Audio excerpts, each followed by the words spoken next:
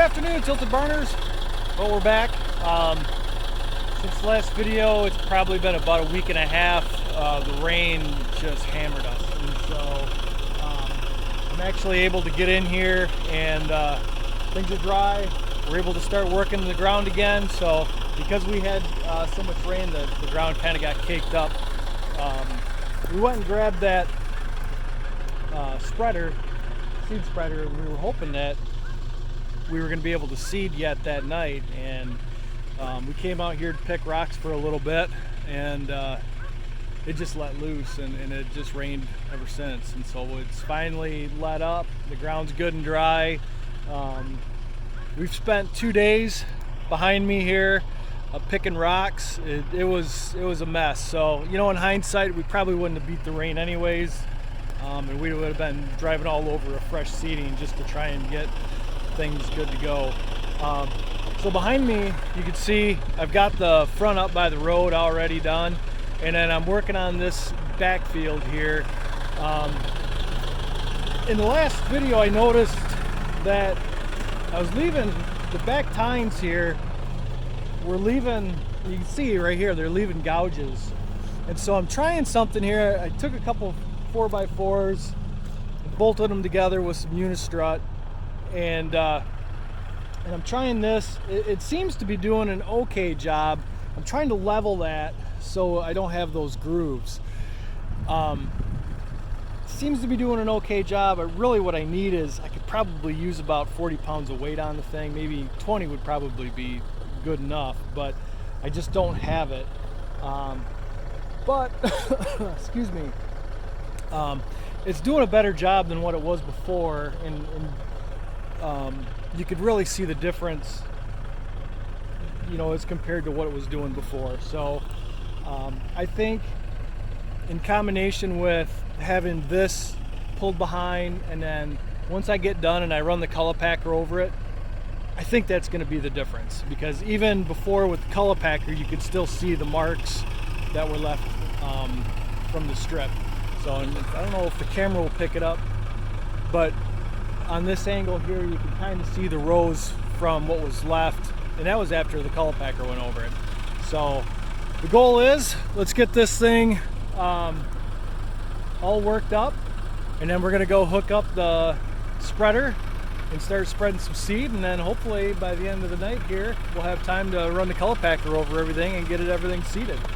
So let's get after it. I don't want to waste another minute.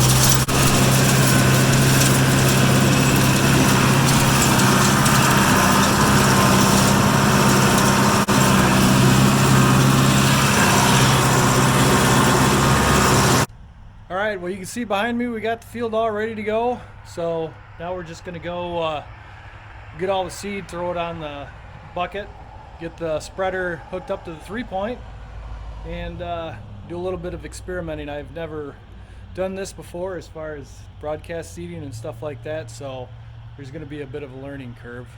We'll see how it goes. Worst case scenario, I spread too heavy and have to go buy more seed. So hopefully that doesn't happen. But let's go load up the seed and then we'll hook the spreader up.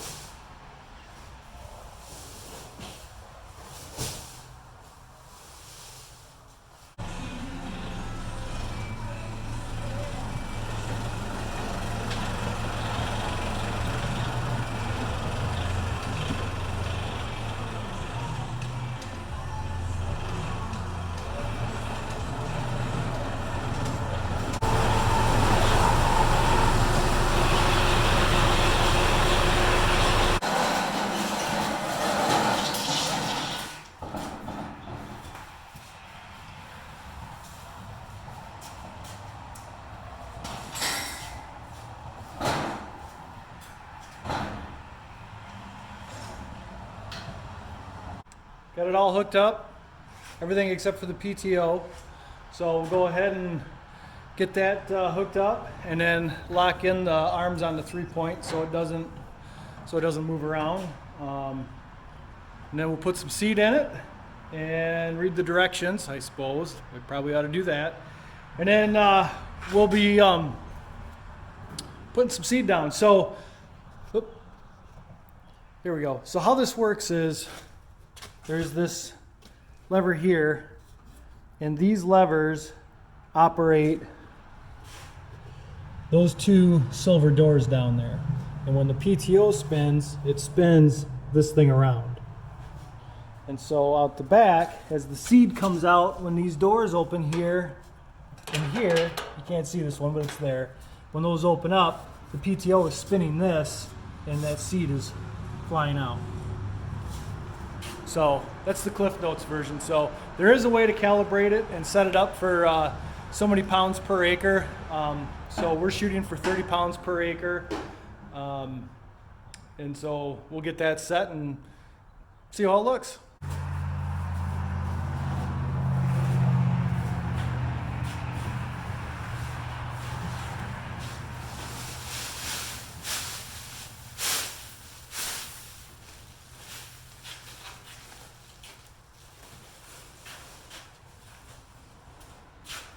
All right, we're all loaded up. Okay, so we were able to get... Okay, so down here we're able to get a little better way of sorting them out. So we got the pink here, that's the alfalfa. There's some blue here, that's alfalfa as well. The small stuff back here, that little guy there, that is the orchard grass. And then further back there, that tiny little dude there, that's the Timothy. So that's what we're looking at. That's what we're putting in for seed. Now the conditions outside are actually perfect. It is super calm. There's no wind. It's like 3 in the afternoon. So it's perfect conditions for getting a seeding done. Okay, so according to the chart here, it's kind of hard to see here, but we're going to be doing the alfalfa clover, red clover. So our working width is 26 feet. We're at setting number 7 for 34 pounds per acre. So we want to be going at 5 miles per hour. So we'll have to set the gear shifter up for 5.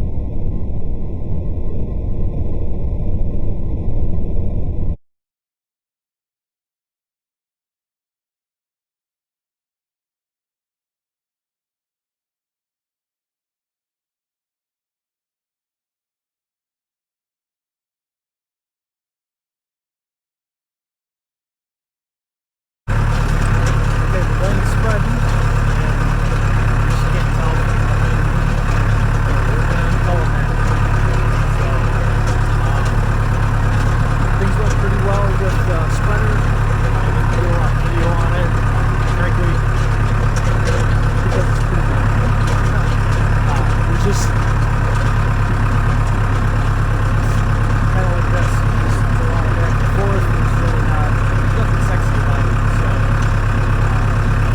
I suppose the only thing that's maybe a little sexy is just the look at the field when you get all done.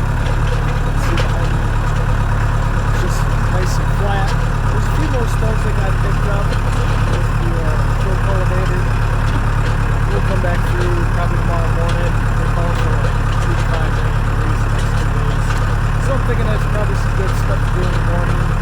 Get out here, ease off, and get some of these stones that got pulled back up to the top, just so we can, the rest of them, the color packer seems to be doing a pretty good job of pushing them back down. So we'll let those be. But all in all, pretty good. Color packer behind me, just a little 10-footer. That's good and done. So all in all, I'd say that's a win.